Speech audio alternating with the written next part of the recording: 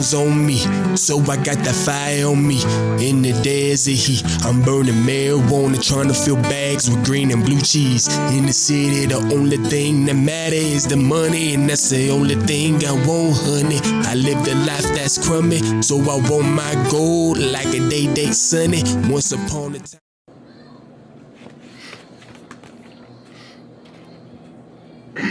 Hey, this is Bird Rabbit, and this is the Mitra Blue episode series. For today, we are going to be doing a book read. What book? We are going to be doing Black Indians, a Hidden Heritage. And this is by Loren, Katz. So, let's get this started, and let's enjoy.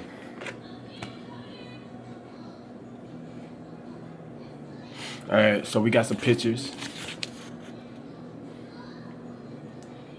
Yeah, we got some pictures. And so we'll start off with the preface. And we got another picture, some Black Indians.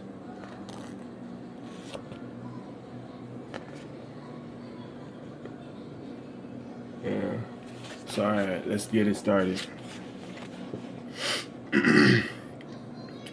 Preface to this 20th anniversary edition.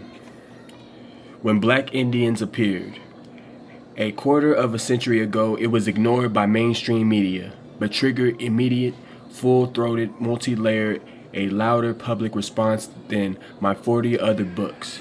It won no prizes, but was hawked by street booksellers in Manhattan from 8th Street and 6th Avenue to 125th Street in other cities. However, for white people, the book title and cover immediate stirred controversy that still continues to this day. So many expressed annoyance with the title. I wonder if any bothered to open the book. While reading in New York subways, WLIB radio talk show host Imhotep Gary Bird was confronted by white writers who pointed to the cover entitled and heatedly said they were not.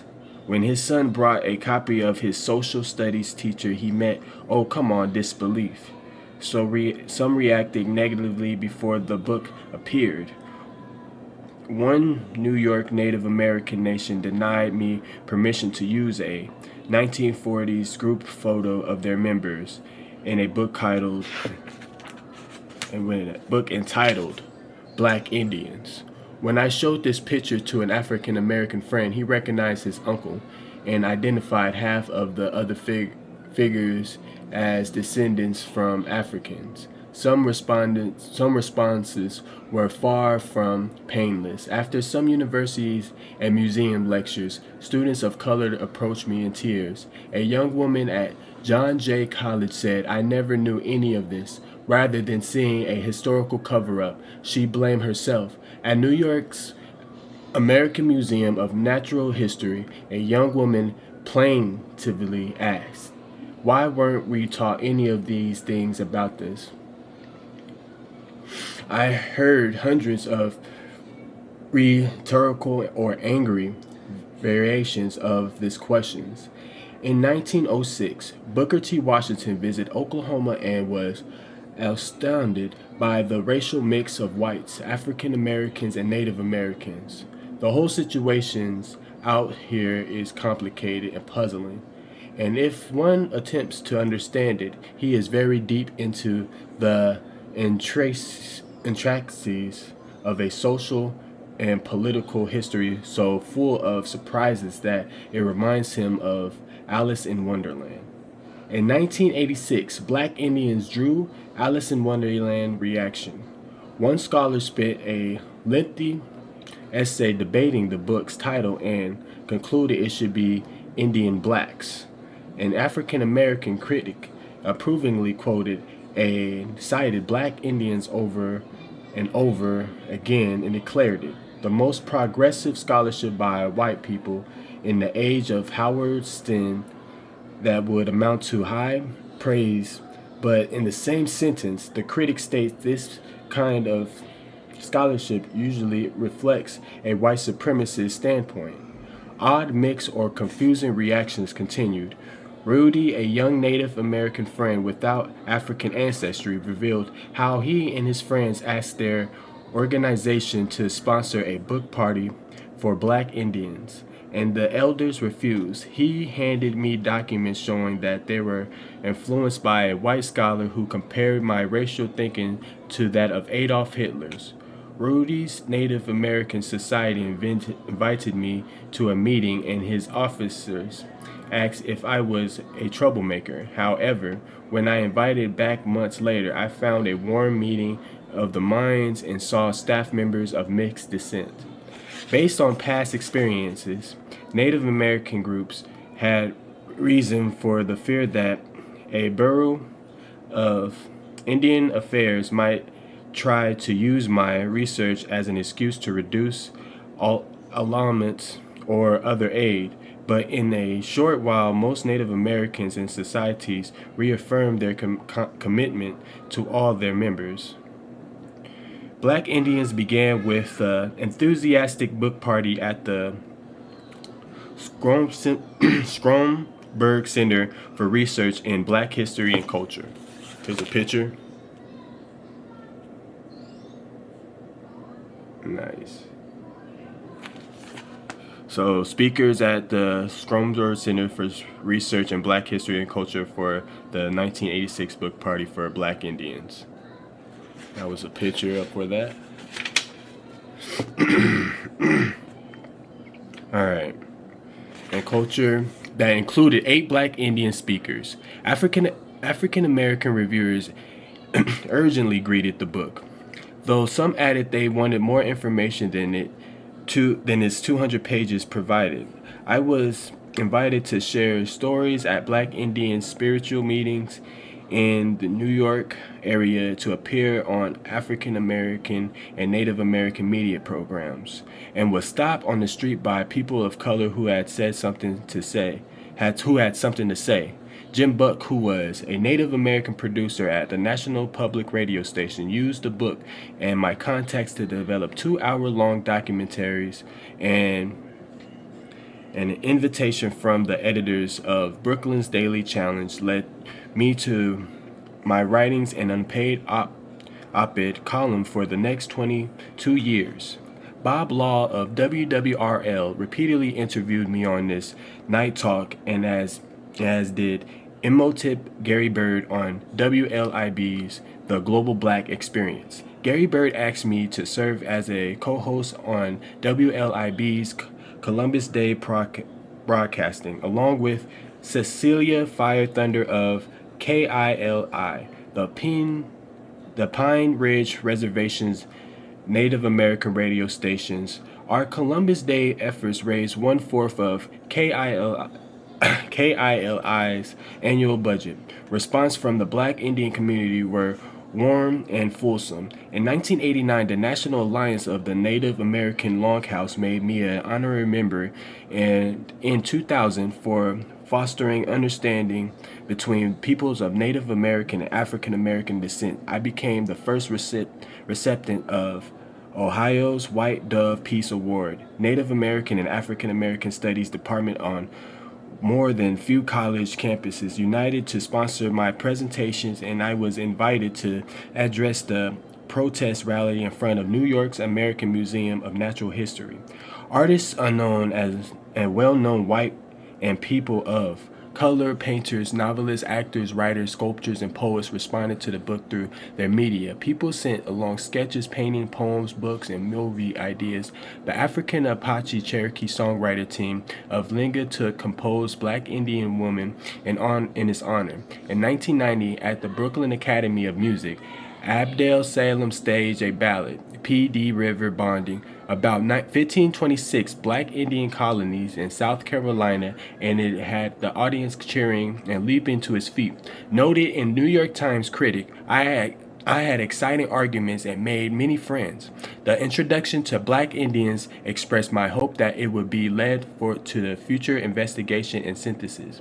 I never expected the startling level of scholarly reaction. In 2002, at the Dartmouth College, and in 2006 at the University of Kansas, hundreds of scholars and activists assembled in national conference to discuss what had become the new field of Black Indian studies.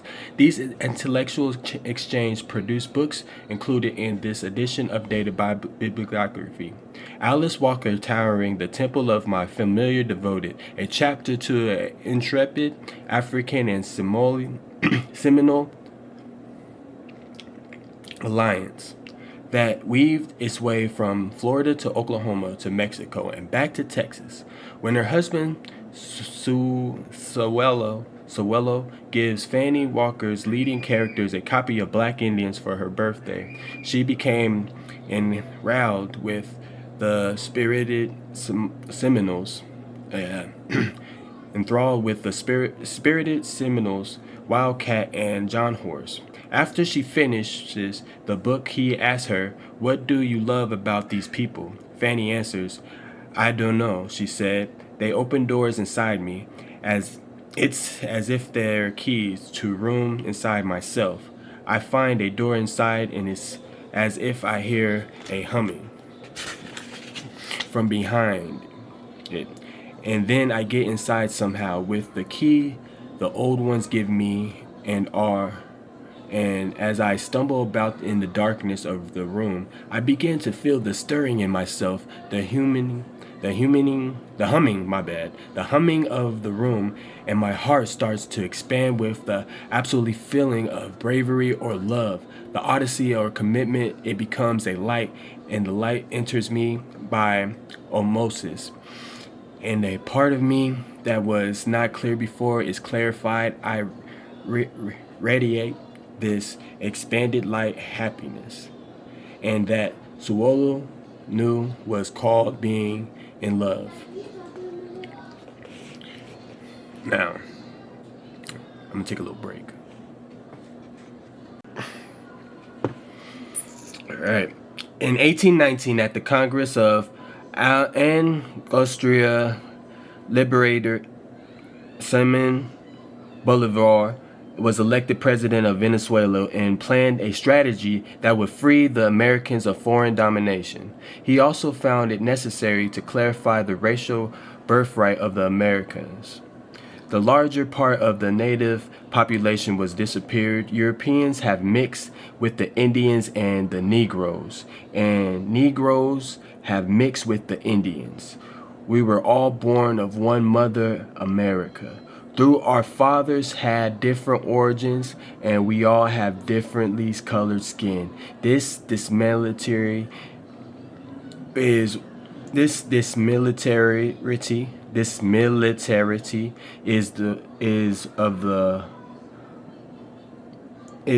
of the greatest significance. Now let's read that over, because I did struggle at the end. In 1819, at the Congress of Angostura, Liberator Simon Bolivar was elected president of Venezuela and planned a strategy that would free the Americans of foreign domination. He also found it necessary to clarify the racial birthright of the Americas. The larger part of the native population has disappeared. Europeans have mixed with the Indians and the Negroes, and the Negroes have mixed with the Indians. We were all born of one mother, America. Though our fathers had different origins, and we all have differently colored skins. This militarity is of the greatest significance. Almost 2 centuries after Simon Bolivar's great truth, I am humbled by the creative use of my research and deeply moved by the love readers have shown the courageous men and women who inhabited these pages. It is a pleasure and honor to offer the revised edition of Black Indians. This story is no longer hidden. I hope new readers will be interested to meet these valiant Americans and hear their epic stories as I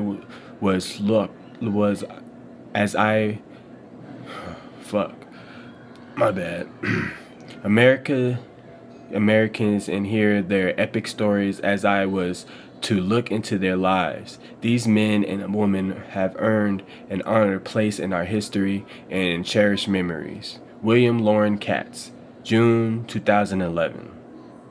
Nice. Man, my eyes be going everywhere. Oh, nice. So, this is one of the Black Indian. Beautiful. Yeah. Alright. Introduction. Black Indians. The very words make most people shake their heads in disbelief or smile at what appears to be a joke, a play on words. No one remembers any such person in such texts, in such school texts, history books, or Western novels. None ever appeared, yet they lived and roamed all over the Americas. Their story began with the first Europeans landing in a new world reached from New England to Brazil and continues today. The number of African Americans with Indian ancestors was once estimated at about 1/3 of total. In Latin America, the percentage is much higher. This means that an important page in history has been missing. 3 great races, red, white, and black, built the Americas together. Their contributions and their interrelationships have filled the libraries with scholarly studies, history texts, and novels. Black Indians of Paraguay. These are the Black Indians of Paraguay. Alright. The relationship between Europeans and Native Americans and between the Europeans and Africans have been thoroughly studied, but one relationship has not. Conspicuous by its neglect is the relationship on the soil between red and black people. In 1920, historian Carter G. Woodson called it one of the longest unwritten chapters in the history of the United States. He wondered if Africans did not find among Indians one of their means to escape from slavery. Dr. Woodson's chapter still remains unwritten. His escape threat theory hardly explored. This book means to tackle both the chapter and the theory. Black Indians, like other African Americans, have been treated by writers of history as invisible. Their contributions were denied or handed to others were mentioned. Their role has been distorted. For example, the Negro Cowboys by Durham and Jones, and otherwise objective studies called Black people who joined the Indians renegades, a terrifying term borrowed from Hollywood Western to describe vicious killers. The Negro Cowboys also declared for every Negro renegade who joined against the white man, a company of Negro soldiers fought the Indians. This single sentence mangles some important history. It understates the number of Black Indians by hundreds of thousands. It also suggests slaves should remain loyal to their owner and praise those who fought the Indians. It is not that U.S. chroniclers of the past have failed to see a Black Indian heritage through the eyes of people of color. For the understandable, almost all were white. What is unforgivable is that some have insisted on seeing past events through the eyes of the slaveholding and Indian killing class that has been dead for more than a century. But omission, not distortion, is the far more serious culprit in hiding the story of Black Indians of the Americas. Observers not expecting to find Africans among Indians did not report their presence. For example, artist George Catlin painted a magnificent portrait of Chief Osceola when he had other Seminoles were held captive at Fort Moultrie in 1837. Catlin never painted or mentioned that Osceola's personal bodyguards of 55 warriors included 52 Black Seminoles. Nice. Had his artistry captured their presence, he would have contributed vastly to our understanding of anthropology and its history. I have some empathy for this blindness. During research for my book, The Black West, I kept unearthing frontier documents and photographs that established a significance of Black Indians' presence on the U.S. frontier, I never fully weighed my evidence, and the Black West gave Black Indians minor attentions until the third edition. As my private collection of the Indian photographs and documents piled up, it became clear the subject needed fuller treatment. Through its unfamiliar terrain, I have chosen to begin this story at the beginning, with the earliest foreign landings in the Western Hemisphere. This has two advantages. It establishes a Black Indian participation in the democratic movement years, decades, or centuries before American Revolution. It also demonstrates that the dark people ignored the boundaries drawn by Europeans in their move from one country to another, search of liberty, justice, or a better life. This unknown American story is deeply rooted in the American currents that shaped our early lives. Two parallel institutions joined to create Black Indians: the seizure and mistreatment of Indians in their lands and the enslavement of Africans. In their conquest of the New World, Europeans were determined to use both dark people. 10 whites are not enough to watch one Negro, said a Portuguese slave master living in Brazil in 1735. To protect slavery and prevent resistance, Europeans developed brutal methods of control and degrading racial policies. There is evidence that European genocidal attacks on Indians in the New World may have an additional explanation besides land hunger and greed. Perhaps another reason for eliminating Indians was to prevent their alliance with Africans. Colonial Europeans left evidence aplenty that this was often an overriding fear. Research into early American history confronts one with some inaccurate traditional assumptions and vocabulary. Columbus, believing he had landed in East Indies, called the inhabitants Indians. His error has become so much part of our language that today even many Native Americans accept it. I have used both designations. However, I have dropped such derisive terms as half-breed, renegade, and tribe in characterizing Native Americans and Africans. If Europeans came from nations too, so did people of color. I have defined Black Indians as people who have a dual ancestry, or Black people who have lived for some time with Native Americans. When slaves escaped to the woods and joined or began remote communities, they were called by a Spanish term Maroons. In discussing the time when most foreigners in the Americas came from either Europe or Africa, I have used such words as Spaniard or African. When it's clear they were born in the Western Hemisphere, I then use such terms as white, black, or African American. I have not designed only U.S. citizens as Americans. I have not designated, oh my bad, I said design. I have not designated only U.S. citizens as Americans, for the broad category belongs to all people of the Americas. Despite their bias, I have had no choice but to accept Latin America, British colonies, and American revolutions, because other phrases would prove cumbersome or unclear. I have been humbled by the awesome task of rejecting bias in such explosively controversial a topic, and one people with so stormy set of characters in this story. Even the simplest questions of criminality is open to interpretation. Were those who escaped slavery seeking freedom or breaking the law? Were Black Indians maroon settlements havens of self-determination or conspiracy against the European state?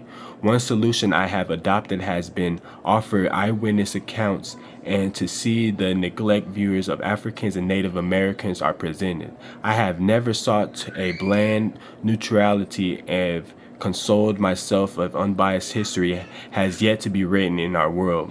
This is a labor of love that has introduced me to many exciting Americans it would have been interesting to meet. I have tried hard to balance opinions, present contrasting views, manage personal feelings, and uncover some truths. This is the subject that deserves further investigation and synthesis. Clearly, people and events described in one chapter or even parts of one deserve far greater study. If this effort contributes to those ends, a personal goal will have been reached. William Loren Katz. Now let's look at some pictures. So these are the Maroons.